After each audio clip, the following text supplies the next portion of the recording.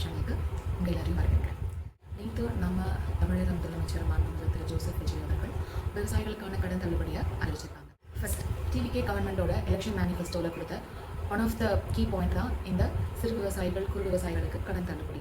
இதனால் எவ்வளோ விவசாயிகள் பயன்பெற போகிறாங்க அப்படின்ற ஒரு அப்ராக்சிமேட் கேல்குலேஷனும் நம்ம டிவிகே கவர்மெண்ட், அதாவது நம்மளோட தமிழ்நாடு கவர்மெண்ட் கொடுத்துருக்காங்க. 14.22, அதாவது 14.22 லேக் ஃபார்மர்ஸ் இதனால் பெனிஃபிட் ஆவாங்க.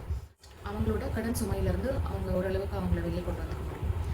ஸோ அவங்க சில பேர் ரொம்ப கடனாக இருக்குது, இதுக்கு மேலே விவசாயத்தை கண்டினியூ பண்ண முடியாது அப்படின்னு ஒரு மனநிலையில் இருக்க விவசாயிகளுக்கு இது ஒரு நல்ல தீர்வாக இருக்கலாம். இல்லைன்னா அவங்களோட கடன் சுமையை கொஞ்சம் கம்மி பண்ணி மேற்கொண்டு அவங்க விவசாயத்தை தொடர்றதுக்கு இது ஒரு நல்ல வாய்ப்பாக இருக்கும். அது போகனா பணப்பழக்கத்தை கிராமப்புறங்களில் கொஞ்சம் அதிகரிக்கிறதுக்கான வாய்ப்புகளும் இருக்குது.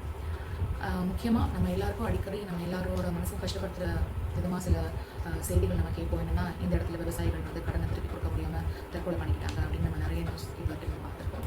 ஸோ அந்த மாதிரி சில விஷயங்களை இந்த மாதிரி கடன் தள்ளுபடி பண்ணும்போது தவிர்க்கலாம்.